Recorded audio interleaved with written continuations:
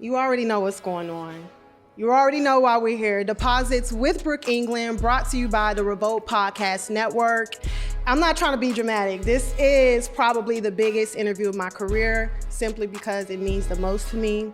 The people that I am interviewing today, the best directors in the world. I definitely said world because that's how I feel. And writer sitting next to me. You might know their work working with Erykah Badu, Wale, Pitbull, who else? Mos Def, Jay-Elect, Dave. I know so many people that they worked with, so I could literally be here forever. But you might know them from directing and writing the viral documentary, Jeen-Yuhs, a Kanye West trilogy. So thank you to my family, Coodie and Chike, Jay Ivy, for joining me on the second episode of Deposits with Brook England. Nice. You already know. Yeah. It's definitely family. You know what I'm saying? Coming, huh? Yeah.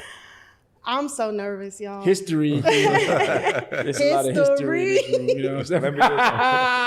Let me just say one thing, though. Brook, you know we're proud of you. See, Brook, she came into DD 172 when we was doing, and I'm going to talk to you instead of to the camera when you came in DD 172. And my boy Edgar, it was Edgar that brought you? Yeah, Edgar. Edgar brought her over, and she just, you know, came in and made her stamp with us. We was doing creative control, and I remember I shot Mos Def. Taxi. Right, Taxi. Well, I tried to do it, Taxi. Wow. Then I was like, Brook, see what you could do. Edit this up, see what you could do with it. Was that your first time editing too? No. Yeah. No, it wasn't. I just like edited basic stuff that I learned in college, like ins and out. But I always tell people like my style of editing comes from sitting with Coodie. Like, you know, he would shoot stuff and be like, edit this real quick. Like, you know, so I only knew basic stuff. I really learned how to like edit to the beat and just like have a style with editing from working with y'all. So much so that this isn't about me though.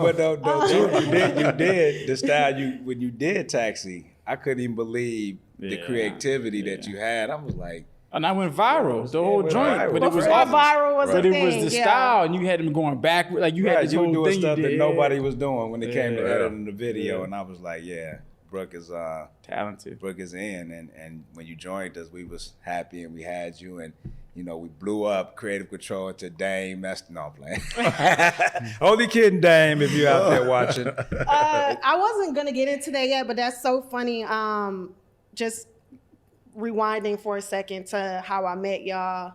I was new to New York, fresh out of college.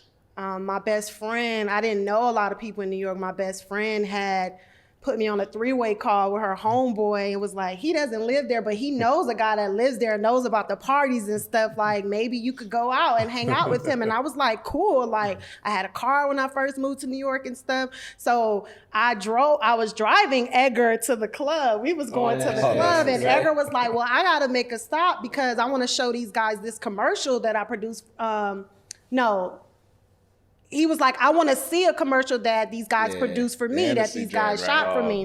Yeah. So I was like, cool. So, you know, I'm like dressed up. Like, I'm like, I don't, you know, this is not the environment to be like meeting people and stuff. But I didn't know that he was going to tell y'all, like, I edited, that I did stuff with production. And that was just like, God, you know what I'm saying? And he, you know, told Coodie that. Coodie was like, bet, like, come tomorrow. And I did. Sure did. And I don't think that they believed that I was. And when I came the first day, y'all didn't even have no work for me. And Dame was like, nobody about to be sitting in here not doing nothing. Everybody need to be doing something. And it's so funny because the Taxi wasn't the first thing that I edited. I edited that Canon commercial. Oh, yeah. To get the Remember? cameras. To get the cameras. Right. So they was like, oh no, can you come every day? Yeah, I forgot about that. Wow. That was actually how it started. But this isn't about me. This isn't about me at all. The connection is very, very important that I have with these men up here, because if I tracked my career, it started with them. So, you know, thank y'all. I got my tissue in case I start crying. I don't want to start crying. You're going to need it, girl. You're going to need it. No, I'm Anyway, just playing. Anyway, yeah, so it's like most people know you guys from, I would say, Jeen-Yuhs, but it depends on who you ask. You know, if you know about music videos or, you know, dope directors, you probably would know Coodie and Chike. The resume is just so long, you know. The kid from Coney Island, Benji, so many music videos.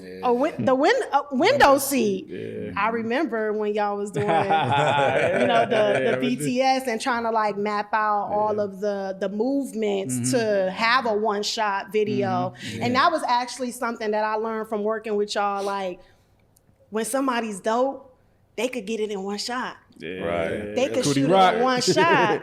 Coodie on the camera. You don't really know how hard it is until you try to do it.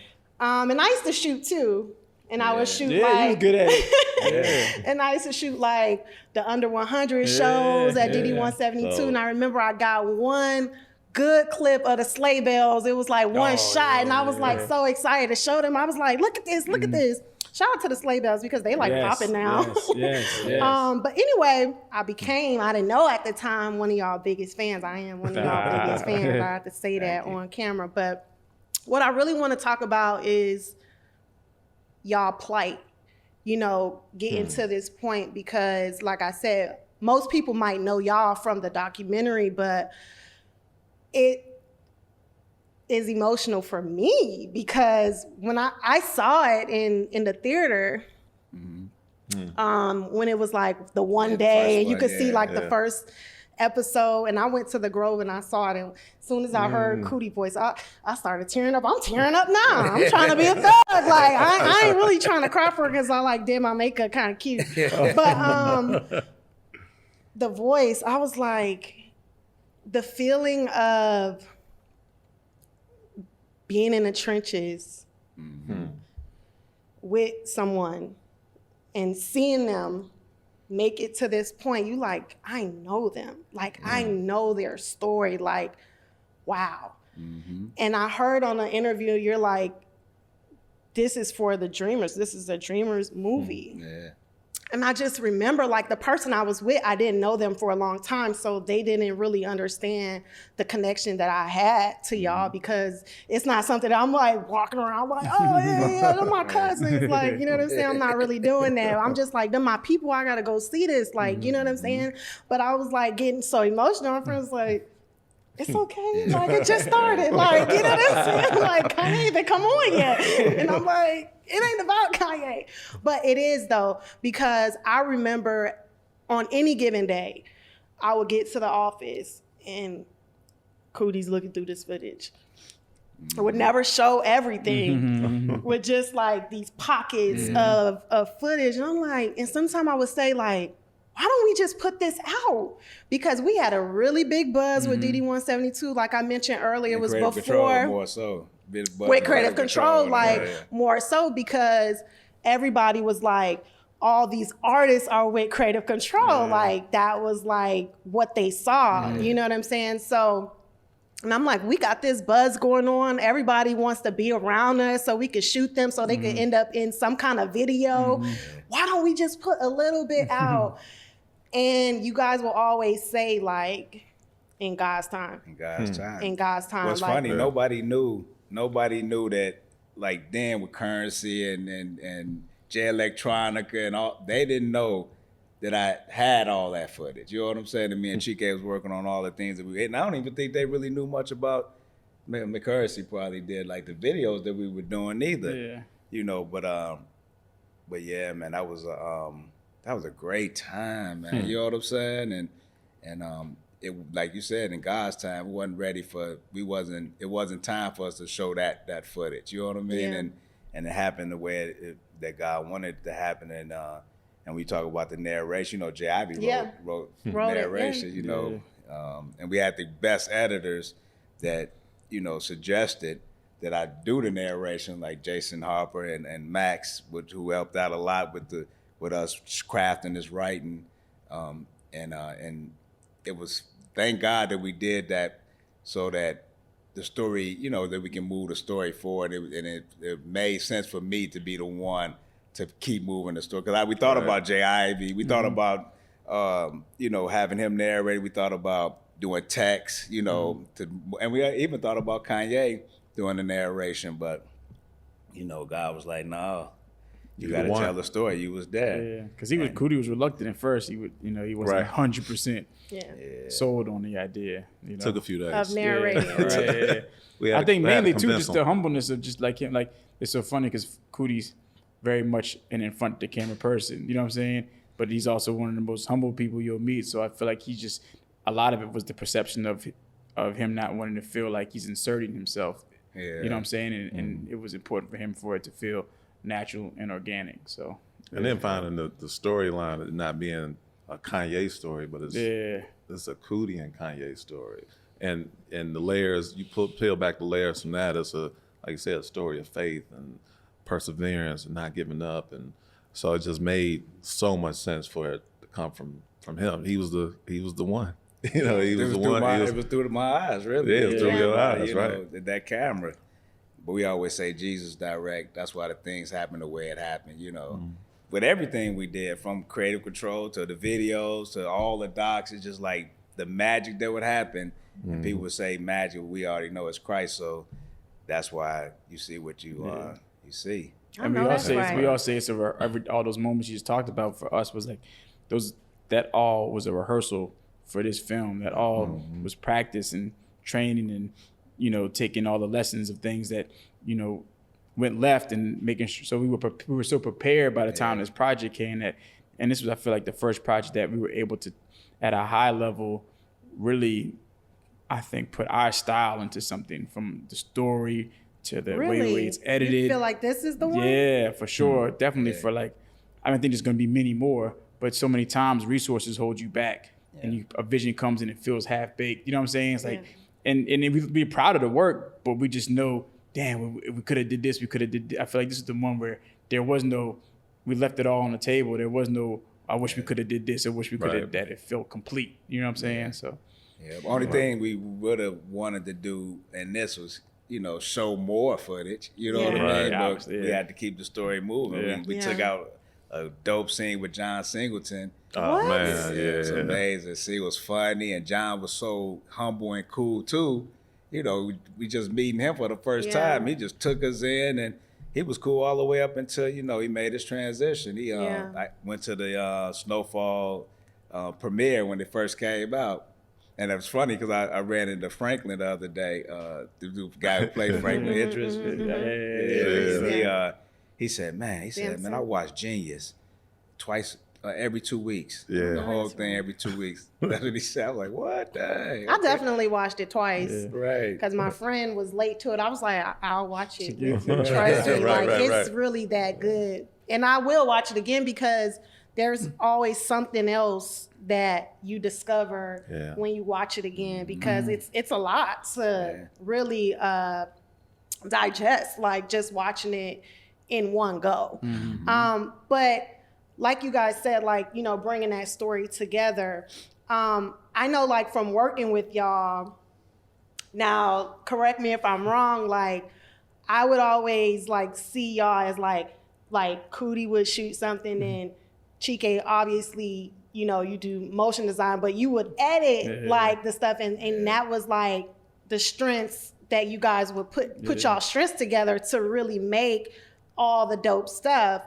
So I know, like, sometimes I would see something or like something would come out, like a project, and then it'll be like, they'll be in the edit room and like, Chike like have a good idea that Coodie didn't really see, or Coodie would have a good idea that Chike didn't really good see, but then it just all comes together like one streamlined idea. So I want to know, like, are there like any big moments in Jeen-Yuhs that became a big impactful moment that maybe J. Ivy thought was gonna be that y'all didn't connect on, and vice versa, and what those moments are?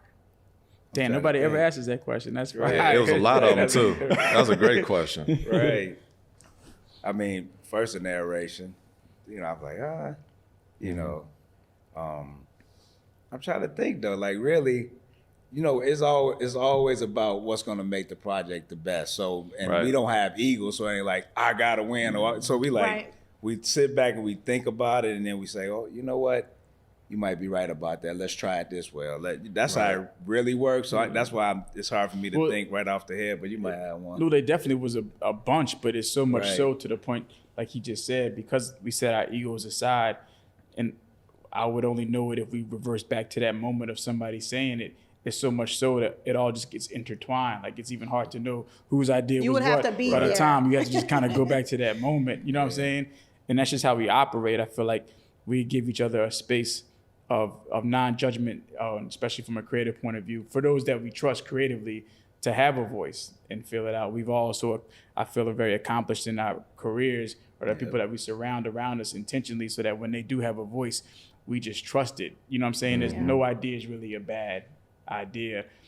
They're bad ideas, but those people aren't in the circle. So the people that are in the circle, they all are there for a reason. We trust their opinion. And it's hard too when you work with all geniuses. Yeah. You know what I mean?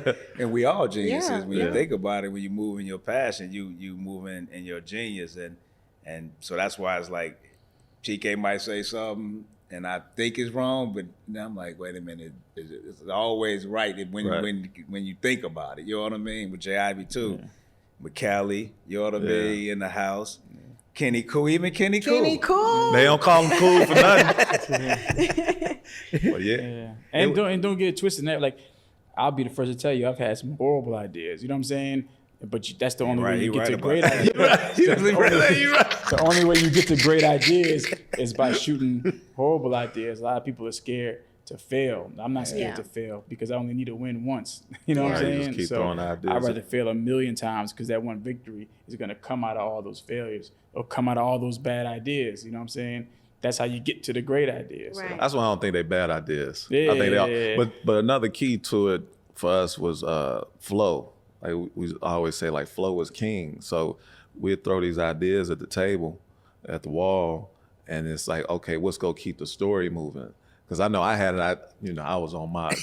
I was on my Chicago Bulls. Like we got, get the Bulls in here, and they like, that's not moving the story forward, Jay. I'm like, nah, but that was such a big part of. That was what Jay was going I was fighting to the end. Like the actual Bulls. Yeah, because in the 90s, the Bulls, right when Kanye and Channel Zero and all that was, starting to go, the Bulls was the team. You know what I mean? And it was because of the Bulls we were able to like move to New York and be the shit. Because nightlife was popping. A parallel kind of story. Yeah, it was like nightlife was popping because we had the biggest star in the world. All 90s. Up the street. All the 90s. Winning. Right. The whole decade, we were that spot, as far as the team go. And that, them winning, it pushed money into the city.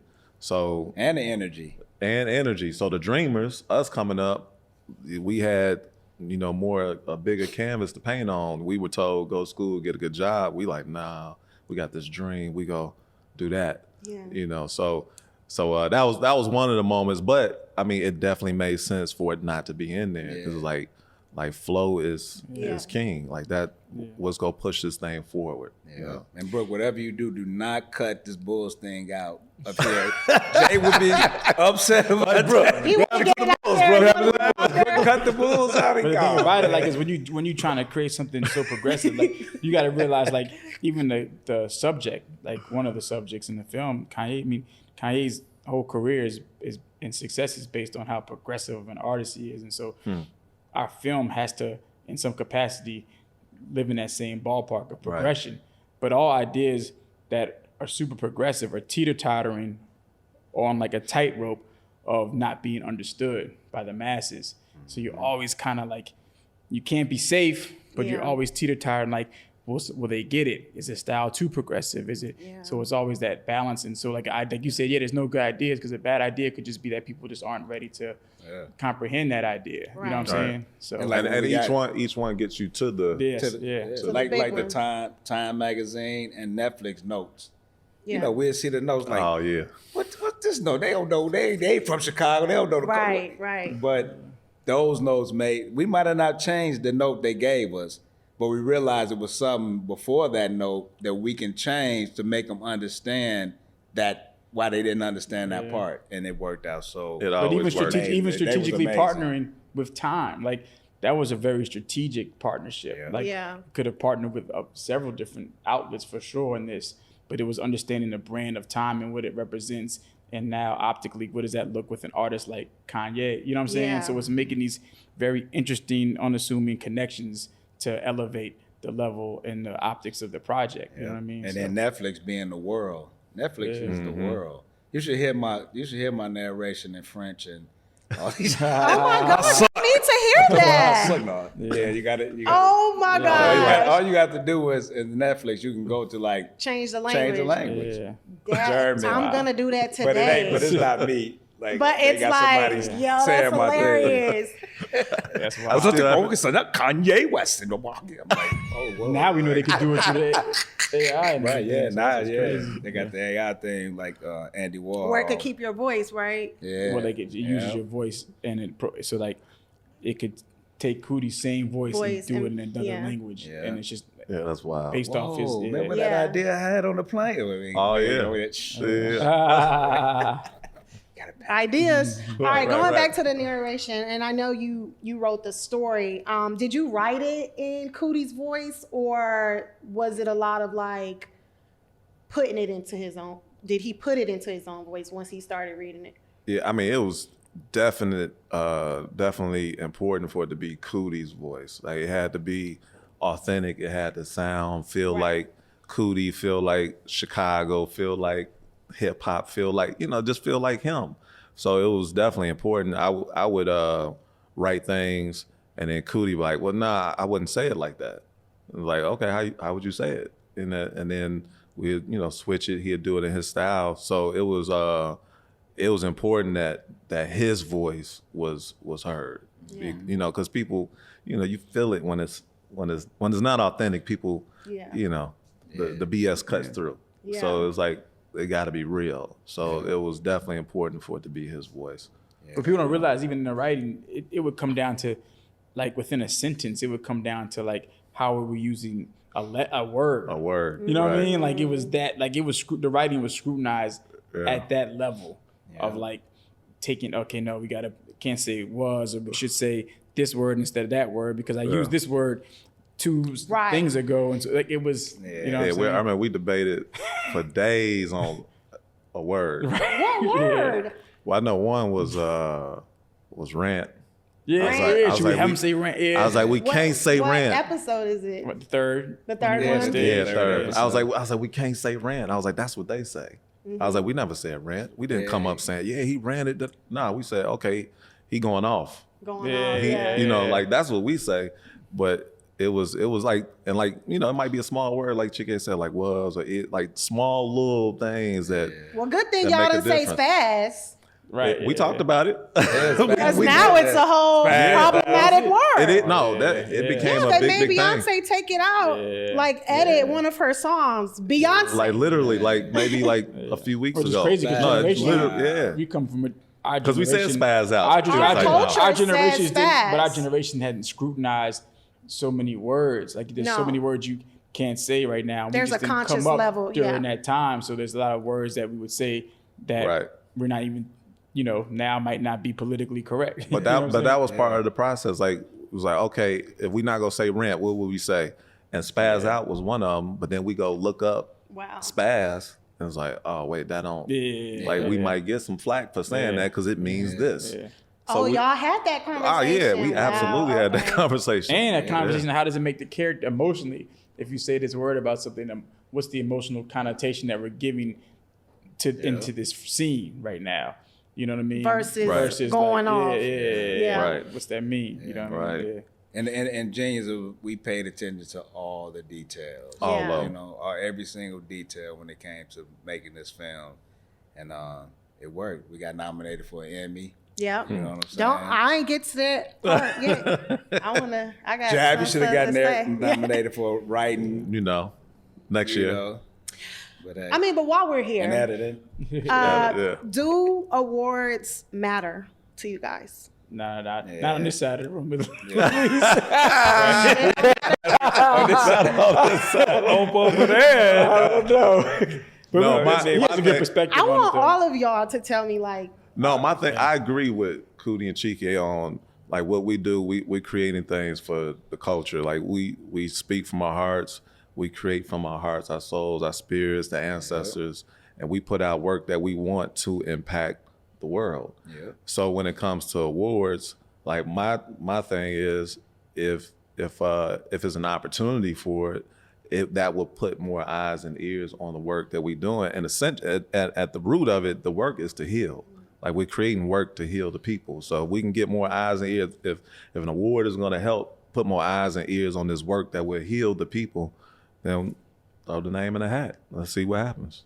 Yeah. I mean, the biggest accolade that you can get, you know, in television and Emmy, you guys were nominated for it, so that's still a big deal.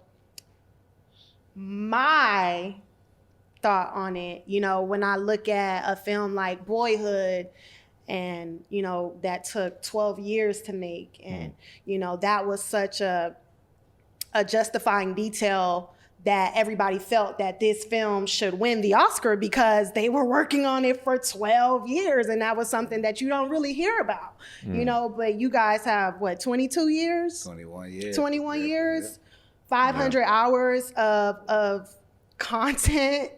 550. 550. To me, you know, y'all should have won that, you know, just off the principle, because I really stand on this when I say that I don't think that we'll ever see this kind of coverage of an artist. Beyonce might, you know, Matthew was shooting, you know what I'm saying? Matthew was shooting like their come up, but outside of Beyonce, I can't see, no one was doing that. You know, had an entourage or a video guy following them, you know what I'm saying? That was innovative, you know, for you to just follow him like that and shoot and always shoot. But it was intent in that what I was doing. What you were doing. Exactly what I wanted to create. You know what I'm saying? I seen Hoop Dreams. I'm like, oh, I'm gonna do that with Kanye. So I wasn't just shooting to shoot. Like, oh, he's, you know, just. I was actually like, this is gonna be a documentary. Even like the retainers. Mm-hmm. You know, every time I see the retainer, I'm like, oh, this is gonna be a running bit. You know, I did comedy, so I know that callback. You know what I mean? So I'm like, oh, this is gonna be a callback running bit. I knew, and it worked. I was like, oh, just even to watch it now, like, oh, damn, it actually worked. Everything that I was thinking at the moment, and now you know you got Jeen-Yuhs. Thank God I met Chike. You know, and me and Jay Ivy would go back from Chicago, me doing comedy, him doing poetry. You know, so thank God we brought this team together, even Max and Jason, the editors, when you talk about 550 hours, and we had to edit that to 4 hours, you know what I mean? Like, they should have got a nomination. You know, I'm like, how did so do you guys feel snubbed? Like, can we I don't really feel snubbed. To me, it's like, it's just, we feel grateful that we were nominated. If we would have won, we would have felt grateful for the victory. Yep. But there's no value that we put on that award because we can't control the outcome of that award. So I wouldn't even put myself in a position to put value on that, and I didn't win, would just create a level of disappointment, which that's a business. Like, awards are business, you know what I'm saying? So, and it's great to get recognized by your peers, you know what I'm saying? But there's so many other factors that go into winning awards and whatnot. And so for us, like, we just put value into things that we can control. We put a lot of value into putting ourselves and doing a lot of work to put ourselves in a position to be able to even make this film and to put ourselves in a position to make it a film, we put all these years to get in a position to make something that we can actually kind of control. Like I said before, it's the first film I felt like we had all the resources to make, but that took it took all these years to get into that position. We couldn't have made this. We had to do all this work to make this, but we could control how much work you do. If you want to be an NBA player, you control how much work you put in a gym to cultivate your craft to get good. You know what I'm saying? So the only thing that we can control is how talented we can become. You know what I'm saying? Based off of our, what do you say? You initially have potential. So we all have potential, and then it's just making yourself get better and better and better. That's what we value. Well, I'll say it. Well, to Chike's point too, and Coodie said there's a lot. Like it was, Coodie and Chike said we've all said it. Like it was a win in the culture. Like it don't get no bigger. Like no award will trump that. Like this was like to see people come up to Coodie in tears, and people come up to us talking about how much this film has changed their lives, impacted them. Even successful people is super inspired and re-motivated. So to your point about it not being seen, like something like this not happening, I would actually disagree, because I think this movie impacted people so much that in 2050, 2060, they're gonna copy it. There'll be somebody, to anybody trying to even pay somebody to follow them around that much, because that's another thing too, for those who know, those who don't know, I still work in production. So it's like, I can only imagine like someone trying to hire someone today to shoot them all day. Yeah. Like you better have an extended budget. Yeah, you're gonna find a young Coodie, and that young Coodie gonna have like maybe 1,000 hours. But 22 years. Right. I'm not saying it's not possible, but for anybody to stay committed to anything that long, I think. Well, it's not even that. It's on top of the commitment, because I told Coodie, like, man, I commend him so much, because when I was in college, I was like, man, I'm gonna do a documentary on all my roommates and everybody, and we're gonna see where we all go. That shit lasted 2 weeks. Like 2 weeks. 2 weeks. So I just know what it means to be able to like stay dedicated. But he's like that in life. Yeah. This is a trait of his. This isn't a one-off. It's not like this is Coodie. This translates outside of film. He's a very dedicated person. If he makes a change and is focused on it, he works out. Like he's just this type of person. It's part of his DNA. You know what I'm saying? So well, I'm gonna say snubs before we move on, because we still got other stuff to get to, because the Beatles y'all owe my family an award or something. We'll take it on the next one. But shout out to everybody who won. It's so funny because I actually know the director of the Lizzo doc. So not saying that they don't deserve it. Yeah. And I also know a producer that was on We Need to Talk About Cosby. Yeah. So, there was no bad, like every doc was a heater. Like it's like at that level, like everybody's in that room. Yeah. There's no losses. I'm not a fan of participation awards. They all know that. I'm all about one person wins. But in that room, everybody's at the highest level. Yeah. You know what I'm saying? So you don't feel slighted when you, you know what I'm saying? Everybody's dope. They're all professionals. You know what I mean? So I was nominated for a Grammy this year, and people could look at it like, thank you. Mm-hmm. People could look at it like, you lost to. It's the highest award for music. I'm nominated with Don Cheadle, LeVar Burton, Dave Chappelle, Amir Suleiman, Barack Obama.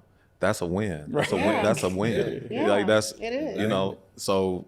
Don because yesterday's price is not today's price. Period. Yeah, that part. And speaking of Grammys real quick, Jay. So, Jay, you got to understand what Jay did, for the Grammys and for the poets in the world. Tell them, Jay, real quick. Yes. So I was nominated in the spoken word category, which includes poetry, audiobooks, and storytelling.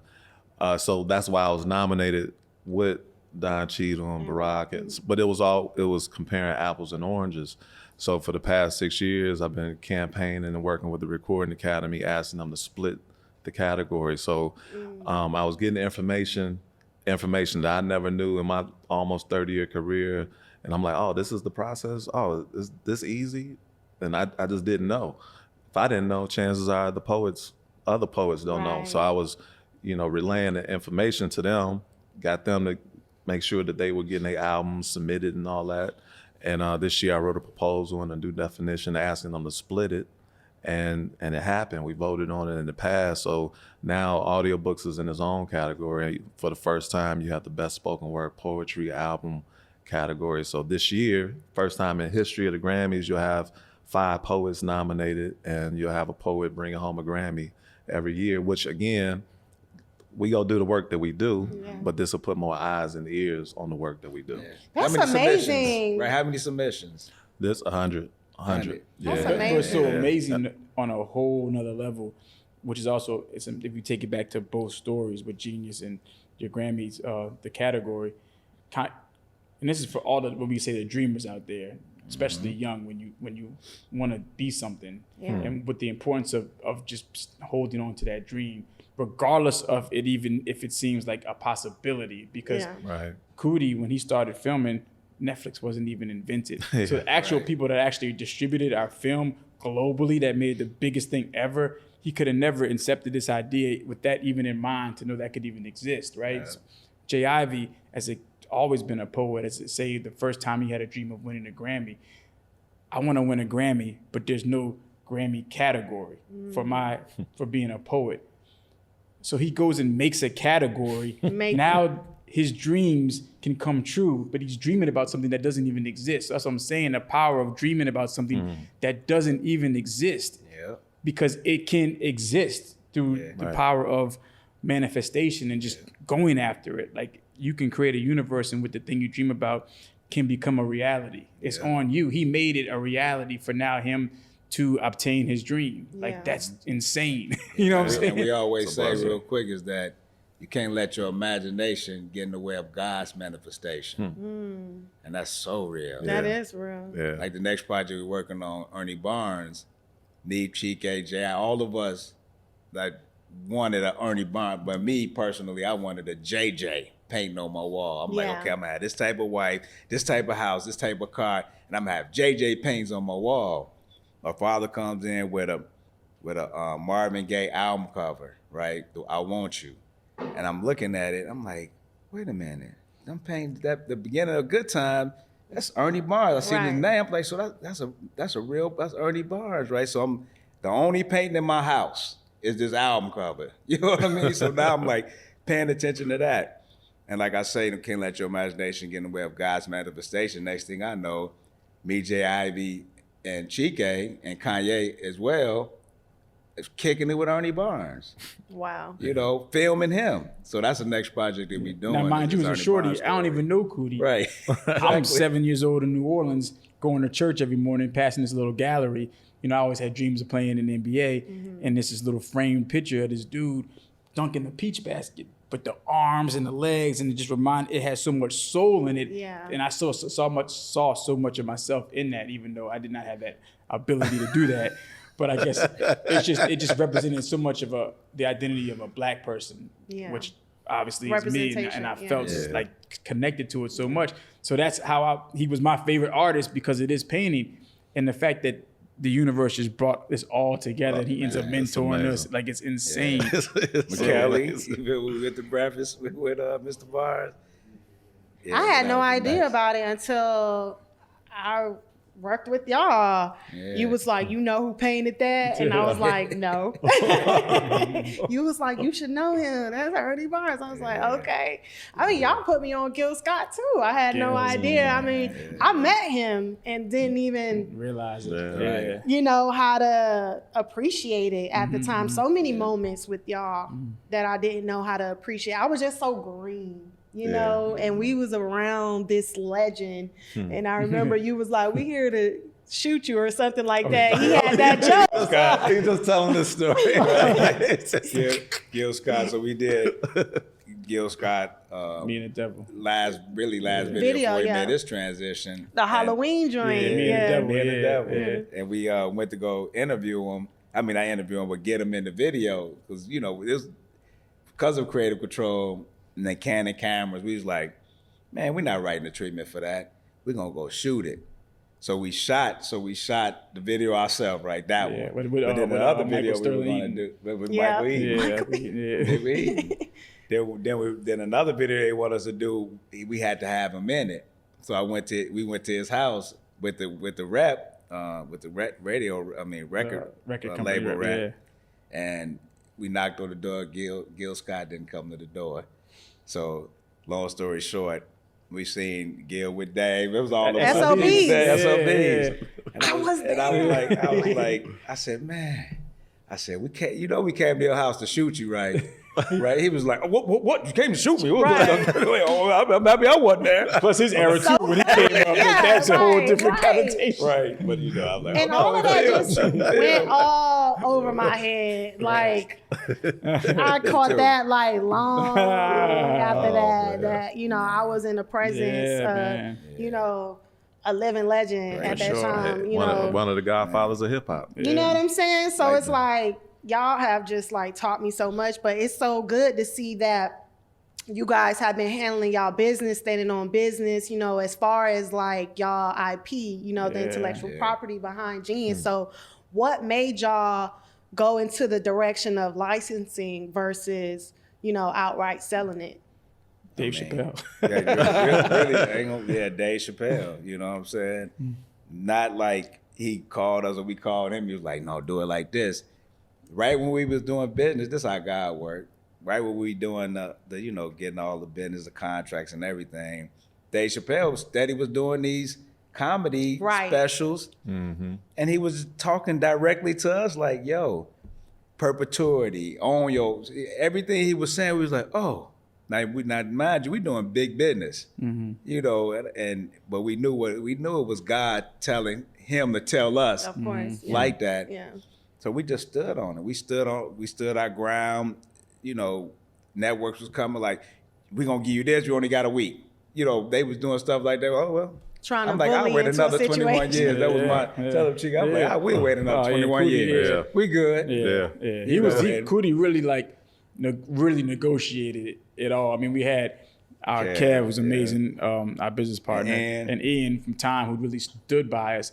But Coodie was like the quarterback in a sense because he was willing, like you said, he's willing to say no. And that gave us all the leverage in the world, was his ability to be like, to not compromise and stand on this and be like, I'll wait another 10 years. Because ideally, he was like, we would have just put it out ourselves. Yeah. We learned a lot of that too doing creative control. And Dame's a huge part of definitely the education of understanding self-worth, ownership, and the value in your IP for sure. You know what I mean? And you know, to go back, you know, looking back on like, if you guys had to put the documentary out during DD 172 days, you know, at that time, I know for me, that was the brokest time of my life. You know what I'm saying? If y'all would have put it out that time, you know, you wouldn't have been able to negotiate, you know, because they would have been coming more from a place of desperation. That was probably the brokest time of our life too. We sitting there with a penny and out, make it count. Y'all would have never known it, but we was sitting there. Oh my gosh. I mean, yo, whenever they was ordering as a group, I'm like, I'm hungry. Like, I need to get me a meal in or something, seriously. So I know that you guys don't like to talk about, you know, when those numbers came out from the Netflix deal. And obviously we don't have to get into it. But for me, like, did y'all get like crazy phone calls from people like trying to ask for money? Like, yo, y'all rich. Like, let me hold something. No, cause I just told everybody, like, they lying. They is lying. We ain't get that. No, well, nobody, like, you know, it's funny, like you would think that somebody thought we got that type of money and coming at us. We definitely better off than we were, you know what I mean? But no. People got to realize that kind of did was McKelly, James, stuff. Kenny Cool and Greg and Wasabi. A lot of people got to realize. Hit me up and J. Ivy one time. A lot of people got to realize. Dude, what's his name? What's his name? Zach. A lot of people got to realize though too is like a lot of those numbers sound big. Just like when we first started directing, just like we did our first documentary and they told us we had $1 million to do it, and that sound not even 700 sounded like a lot. Right. And then you start to see where all that money goes, and you realize you still strapped on the budget to actually get your vision. You know, we did the Benji joint. We were still had our hands tied behind as far as creatively what we wanted to do, because 700 just isn't even enough. You know what I mean? And so I think, and that's pretty big. I mean, 30 for 30 is like a big deal. Yeah. So I think people got to realize like there's so many people involved in this project. That number gets chopped down so much. And then at the end of the day, you're not looking at a project. You're looking at Coodie's a life worth of work that he put into this moment. Yeah. Everything we've sacrificed for, all these doors that got shut in our faces, all these years of all the sacrifices we made, all the deposits we have made into ourselves. That I see what you did. It was this moment. You know what I'm saying? So for us, it's like, damn, like we finally like, you know, I feel like it's finally one of the first times we actually receiving what we deserve, and to see a lot of people around here get that all the time when they first try, over and over and over and over again. You know what I'm saying? So it might not be what people think, but, you know, just being in the trenches and like not having, and, you know, sometimes, like you said, maybe it's a penny in your account, you waiting for the next one. You know, y'all was really freelancing when I was working with y'all. I had no idea what freelancing was, or I just knew that y'all were like corporate adjacent. You know what I'm saying? That y'all would work with companies, but on your own terms. Like, it wasn't until I started working for BT where I'm like, okay, you know, freelancing and, you know, this is the way to go. So it's like, as a freelancer, you don't know, you know, unless you got that name, you don't really know, like you're waiting on your next project, or people might owe you money. You might be waiting, like some of these corporations, it's like 60, 90-day payout. It's like, I need my bread. Like, you know what I'm saying? I got a few of them right now. Right. Okay.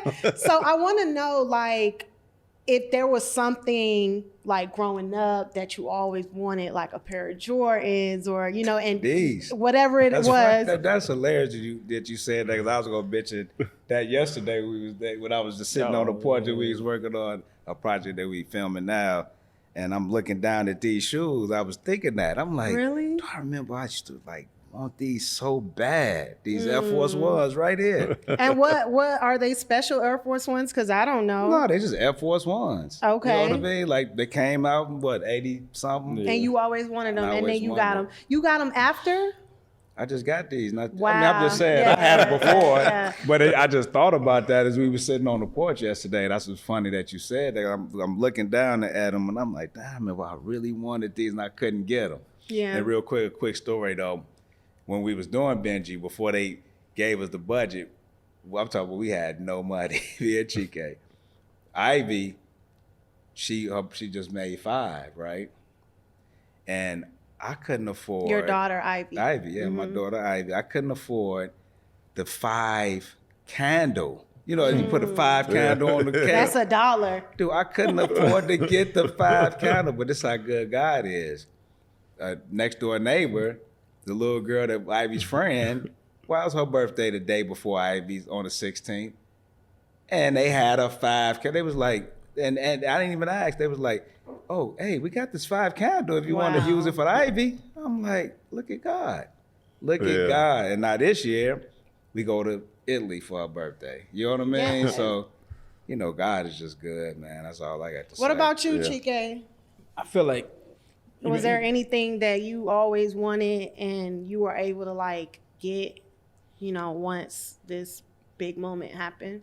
Yeah, basketball card. Oh, man. Oh, my goodness. Oh, my girl was about to kill me, too. You collect them? Tirade. Yeah. Oh, you got a whole case on. It was so funny because it's a quick story, though. When I was a kid, I was in New York, and I remember I started collecting them, and I was working. They had me, when I come to New York, I'd have to work summer camp. So I get this little payment that they would give me, and I go spend it on cards. And I remember my mother got so mad at me because I was spending mine. I told her, I was like, Ma, I just can't help it. It's like they talking to me. I'm addicted. Like, I can't help it. Man. And so she yelled at me, so I never got any more cards. But all my friends, they were getting cards. They were getting like the good stuff, but the good stuff was a little bit pricier. So I just remember, like, man, I can't even participate.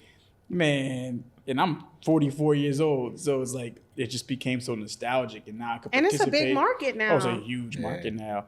He'll tell you all about it. I'll tell you all about it. Right. But that's one where that's definitely you collect cards. Well, no, I'm stopped now. I got to stop for a little while. I got what about you, Jay? Well, one thing that I got that I'm like super appreciative of is I have an album coming out on the 29th. September 30th. It's called The Poet Who Sat by the Door. Okay. Well, in Chicago, we say the dough. And I commissioned a piece for the cover by Zeph Farnby. Did a piece. He done art for Coodie's Collective. So that was a proud moment because that was like my first. So you funded your. Yeah, so it was my first piece that I bought. So your art collection. Yeah. You're starting your art collection. Yeah. Yes. So I got some prints, but this was like the first. Like, that's amazing. Yeah, That's amazing. You got a pretty nice art collection, because we've been collecting stuff for a minute. I know, like. Oh my gosh, like Chike would always like know about art stuff. Like always. So that's so dope that you guys He's our art whisperer. Art whisperer. Chike, what you think about this? So y'all would definitely say that the things that you always longed for as a youngin', and you may not have had the resources, to get, like, you able to do that one thing, like your cards, like something simple as like getting shoes and stuff like that, and funding. I mean, getting your own art, like commissioning a piece. That's real dope. So I want to know, since we're moving past like the money part, what would you guys say has been your biggest takeaway from Jeen-Yuhs? Like, how did it change you? Like, because I know for me, and I don't even know if I've said this to y'all, but, I'm starting a new career. Well, I've started a new career, like, since I moved to LA, acting. And, Nice. I know how hard it is. And, just knowing actors and that are starting to make it, and hearing their stories. And they're like, well, if I'm not getting auditions or if I'm not getting a callback, they're like, I was doing it 10 years before, I even... heard anything. So when I saw this movie, not only did it just make me so happy because it was y'all, but it really changed me in a way. It was like, if somebody I know could put in 21 years for something, like, who am I to complain, about 5 years? I'm still, getting it, getting my feet wet. And I'm so thankful because, I am starting to get callbacks. I am starting, casting directors. I am starting to know which ones are starting to invite me back, and stuff like that. So it's only a matter of time. And, even though I'm not to a point where most people are that I'm going to be inviting on this show, it's really to motivate me too. You know what I'm saying? To hear you guys' stories and, to keep pressing through and just be relentless in my goals and the way that you guys have been to your vision. So I want to know, like, what part of this film or this process changed you? Well, I'm gonna start with first for what you're saying is when Bernie Mac was the first person to bring me on stage as a comedian, and me, Deon Cole, and Corey Holcomb, and Craig Robinson, all these comedians that's doing it. Bernie Mac will let us all know that it's gonna be 10 years before anything happened for you. And then, before you even get noticed, that's how he was saying. And I'm like, what? We rocking crowds, we standing those. And he was absolutely right about that. You just said it too. 10 years. And I'm like, 10, it seemed like a long time in retrospect. Right. Deon was started getting noticed, but look at Deon now. This is like 20 years almost later, but really longer than that. You know what I'm saying? For Deon to really get his just dues like he getting it. And same with Bernie Mac. Bernie Mac was doing this since the early 80s. You know what I'm saying? And he got, he made his transition, but he blew up at the time he was supposed to, and it do take that long. And when it comes to Jeen-Yuhs, I'll let y'all, because I just have to let you know that because Bernie said that, and everybody that's watching this should know, you got to keep grinding, you got to keep moving, no matter how good you think you are. You have to, it's like a certain thing that you have to do, and I wish I can explain it exactly how Bernie Mac told us, but, he was absolutely right, so. I say, like, it shifted the perception of how we look at, like, the business in the sense of what our goals are and what we're trying to achieve. And, we spend so much time, especially in the cultures as Black people, we own so little of our IP we've seen the same thing happen in the music industry. And I feel like for us, it gave us a new mentality of really paying attention to the value of our IP, and we've always been pitching projects to corporations, and it's the first time we realized the leverage you have when you're able to like get a project to near completion. Proof of concept. You know what I'm saying? Yeah, because it's so key, because it's like, you know, we had a conversation earlier, and I'd equate, the best way I can equate is like to a menu. If you go to a restaurant, you're going to get a menu, say it's breakfast, eggs, bacon, whatever. It's going to have like $7 next to it. And so, you know, you're going to pay that $7. You know what you're getting. If it said eggs, bacon, whatever, and said $3,000, you're going to be like, well, this don't equal 3,000, whatever. But if I bring you something already ready, and it can be the same eggs, bacon, and thing, same ingredients, but I make it look so insane, and I tell you it's $3,000, somebody's gonna get that. They're gonna put a different value on it.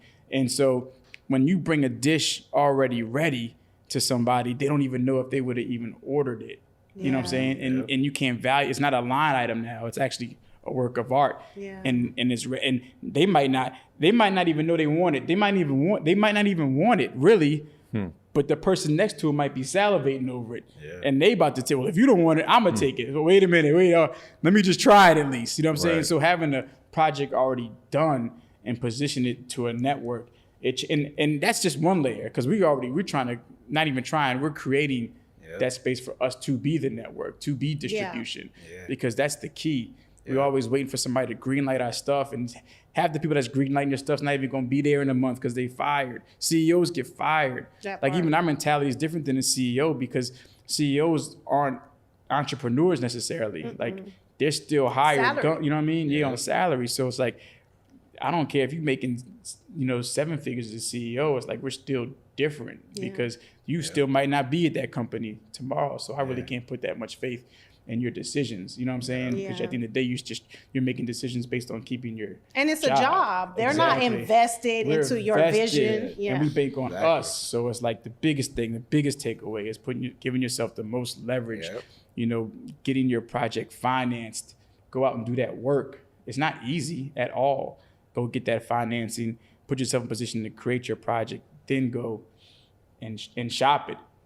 We try not to have to shop no more. You know what I'm saying? At the end of the day, you can control your destiny to a degree. You know what I'm saying? As much as you can. So. As much as you can. No, that's a good point, to have things really thought out and to be able to answer any question about any detail, small detail. This is how much this is going to cost. This is the artwork we thought. This is like, you know what I'm saying? That makes a lot of sense. But what about you, Jay? I mean, what do you think is your biggest takeaway? I don't know if it's, I think the change was more so enhancement. And by that, I mean, like the gratitude was enhanced, like knowing your worth was enhanced. It was a huge reminder of the beauty that happens when you decide to keep going, and the never giving up. So for me, it was just amazing. Like I was just so still, just filled with gratitude, like to be in this moment, to have, like 20 years ago, Coodie called me about a record called Never Let Me Down with Jay-Z. Like, yo, I told Kanye he need to put you on and not get on the record. And almost 20 years later, he like, finally about to do Jeen-Yuhs. Want you to be the lead writer. I'm like, man, bro, thank you. Let's go. Like, and it's so, and then to. But y'all have worked together. Oh yeah. But I mean, it was a lot of times where like, like in the film, it was like back in 04, 05, the idea was to do it then. And then 10 years later, the idea was so for it to finally be happening. Yeah. It was just amazing. So it was just a lot of gratitude, a lot of thanking God for putting us on this path and rewarding us for the just the will to keep going. And then to get here, the for me the biggest takeaway is it's just the beginning.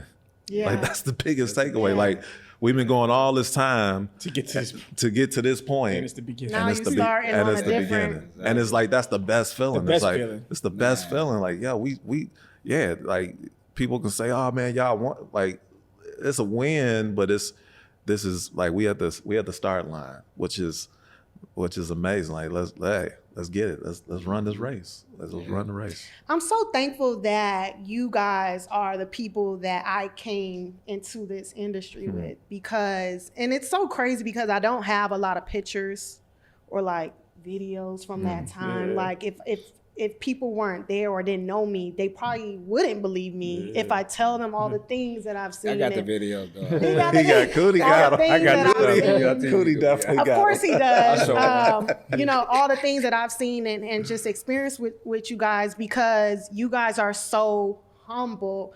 It never dawned on me to be like, I should be taking a picture. I should be filming this moment, because that's just how y'all are. You know, so down to earth and never just like taking things too personally, never being so pressed, you know what I'm saying, about showing everybody what you're doing. And I just want to know, like, what keeps y'all so humble? I mean, God. of course, God. Of course, God. I know y'all gonna say knowing God, but knowing Christ, definitely that for sure. Because every time I think, I remember I had first class ticket. I'm in line, right? Priority. People in the priority line trying to go on the thing, but they not priority. Excuse me, man, I'm in priority. Excuse me, y'all, because they telling them they can't get up. Excuse me, let me get over here. I walk past them through the priority like I'm first class. And next thing I know, I see them in the general line, first class, the priority line, not moving at all. They just steady moving. Next thing I know, they threw the security. I'm still in the line. I'm like, God humbled. that humbled me. God do it every single time. He humbled me. I mean, it'd be little things, you know what I'm saying? The littlest things, he'd be like, nope. Yeah, I think one thing I could probably say, definitely for myself, and even knowing them and knowing the people around them, knowing meeting his mother, knowing Coodie's mother, knowing my mother, but knowing that we allow ourselves to be held accountable by the right people in our lives, and their opinions on us matter. You know what I'm saying? So like, you know, Coodie's mother's gonna tell him, Clarence, I don't know. I think she feel. You know what I'm saying? My mother, when I come home, it's a quick like they're gonna, and just how they have raised us. So I think a lot of it is credit to our parents. You know what I'm saying? As well as just doing the proper job. You know, we had to make a choice too, because there's other people we know whose parents raised them a certain way and didn't. But we definitely made a choice to stay grounded and humble. And you know, God plays probably the biggest part in that whole thing. But I do think our parents, for sure. Absolutely. Yeah, if you meet all of our parents, they're very much like, you grounded. know, grounded. They're good people. You know what I'm saying? Like, yeah. Yeah. And I think too, it's the need to grow. Like there's always a need to keep growing. And when I was in college, I went to I-State. Shout out to the Redbirds. I didn't finish. I was a college flunk out. But but one of my big brothers' names was Reggie. Everybody called him Cool Reg. He was the dude on campus that all the dudes respected and all the girls loved.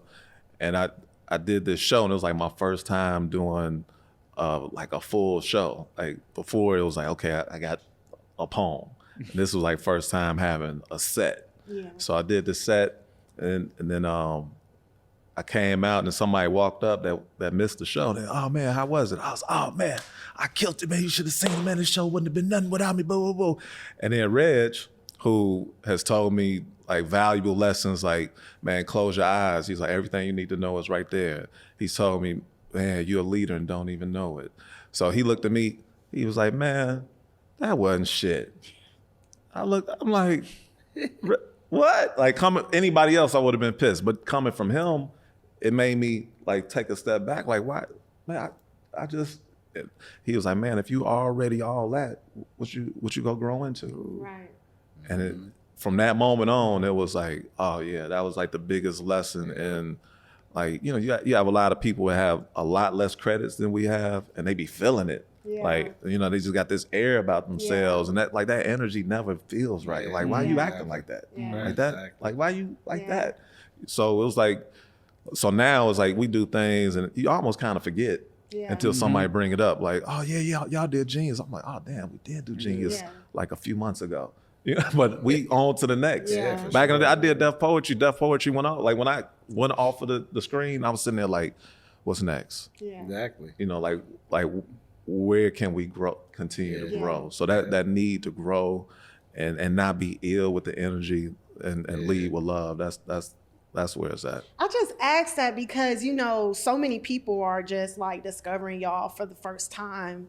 Like I said, like if they weren't on, like if they didn't follow directors or things like that. But for y'all first video to be Through the Wire, that is kind of crazy. You know what I'm saying? To even have that kind of chemistry on your very first project to produce something so dope and, you know, really just a monumental video within hip hop itself. You know what I'm saying? How y'all did everything. You know what I'm saying? It was just so tight. Like I was listening to some of y'all interviews and I said, I didn't know that was the first time y'all worked together because, you know, when I met y'all, I mean, you know, I knew that's what y'all did. I had no idea that was like the first thing that you guys collaborated on. And that's just so dope that you guys have remained humble because for anybody to work on a video that big with that caliber of artist and then this artist blows up and then y'all just stay humble like that, you know, you don't see that a lot. So it's really refreshing, and that's why Emmys, Oscars, y'all owe my people something. But I want to say, like, lastly, before we, you know, get out, like, what's next for Creative Control? I know you guys want to move into the screenplay space, so working on Ernie Barnes. Yeah, Ernie Barnes documentary, Chicken Bone Trail, McKelly's story, which all of these stories, everything that we've been working on, and now we have a better opportunity to really work in our passion projects. So we've been working with McKelly Jameson since, me and McKelly forever though, like in the 90s, you know, all the way up until we came up with, we started developing his story, and we moved to LA in 2004, you know what I'm saying, right after Through the Wire. Kelly kicked in the door for Chicago artists. Yeah, McKelly opened the door for most of us, you know what I'm saying? Because he was like one of the first, even though he's from, moved to Mississippi. This was the story, Boston to Mississippi to Chicago, and wound up, writing songs for, got into songwriting. But he was one of the first to get signed that we knew, you know what I mean? And he would bring people like John Monopoly and Kanye and all of them to New York, because he signed with Puffy, and so we got our ear, is it ear wet or whatever from McKelly? Feet wet. Yeah. Feet wet your ear. We got so much going on right now. We really into empowering, other directors. Chike, you can go into that. I was talking definitely about. mentoring's always been important to us. So we got a director right now, E-Buck. We executive produce his project, Katrina Babies, which is on HBO right now. And that's just important to us. And, I know he's paying that forward, doing the same with other filmmakers. And you're from New Orleans, so you have a connection to definitely a goal of mine is to tell as many stories out of New Orleans as possible. I know Coodie in Chicago tell as many stories as possible, so we continue to support each other's personal journeys as well, and wrapping our heads around anything that has to do with story. We realize storytelling is what our gift is. Yeah. And any film, motion comics, whether it's in the Web3 space, anywhere where we can kind of utilize our skill set of telling stories in efforts to create empathy, what I'm saying? That's what we're about. And so continue to put other people with those same talents and gifts in position to do the same thing, and maybe routes that aren't the most traditional, because we didn't come through the most traditional routes. From the neighborhoods that we come from, the route usually isn't traditional for you to succeed. You know what I mean? So trying to help just make people not go through some of the things that we had to go through. And God always blessed with talented people. You know what I mean? Just Greg Griffin, he in the room right now. You know what I'm saying? Young brother is super talented. He's got a lot of talent. Like McKelly told us today, he's like a Swiss Army knife. You know what I'm saying? So he's working. He's you right now with us. You know what I'm saying? And saying this our Brook right here. Right, exactly. And he's a beast with it. And so just whatever we can do to help put him in a position to realize his potential. You know what I'm saying? So that's dope.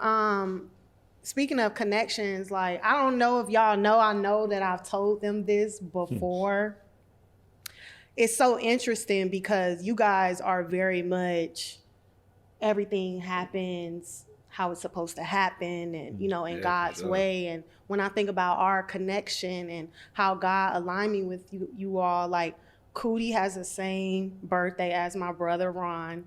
Chike has the same birthday as my mom. I can never forget about them, even if I try to, just for that simple fact alone. Like, if it's my mom's birthday, like, I'm like, it's Chike's birthday. You know what I'm saying? And the same thing with my brother. So, you know, I'm so happy to have crossed paths with y'all. And, you know, I know that we're going to, like, make more things in the future. It's always organic, you know what I'm saying? But I know for a fact that we're gonna work together again. So you know, Jay, I think you should drop like a bar or something so we could get out of here. Like, that's your camera right there. Like, I think, like, give us like something real good to get up out of here. Just you know what I'm saying? Something I don't need to clear. Like, and that's one line. thing about Jay. Like one line that I ain't gotta clear. You can count on Jay. For sure. I'm going through the file cabinet. I'm going through.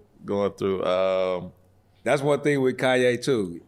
Kanye, you tell him, you like, back when I was filming him, at least, he would just want to perform and want to, you know what I'm saying? You say, man, you rap that song. He'll rap it. You know what I mean? Jay got that same quality. Just close us out. So much it would be my talent. honor if you could close us out, because I mean, I can. I'm sure it's not going to be as cool as if you do it. Come on now. I say, you can't block your blessings. When they come your way, you got to be ready to receive. You got to shake off the fear and believe, because at times we're tested. Tested to see how strong we really are, how far we really go. There's an army growing, but you can't join unless you know what you're fighting for. Because if you stand for nothing, you fall for anything, so stand tall. Know that you can't walk until you crawl. You can't run until you walk. You can't fly without a running start. So pump your arms when you come off the blocks. And it won't do you no harm to come off your block, get out and see the world. Because everyone has their own mountaintop. It wasn't promised to a few, but promised to those who knew. So climb the way you breathe and never stop. Inhale your best. Exhale the BS. Keep on keeping on. See where you're going and work on getting there. Don't hate on others when others get theirs, because you go get yours. You go knock down your own doors. Know that God go take care of you and yours. That's why miracles happen out of the blue. So know that and remember that can't nobody stop you but you, because dreams don't come true. They are true. So dream big. Then after that, dream even bigger. So big that Martin and Coretta are up in heaven holding hands, smiling down at us with a tear in their eye and joy in their heart, saying amen, amen, amen. Amen. Deposit that in your bank. Deposit that in your bank. Thank you for tuning in. Peace. Yeah. Much love.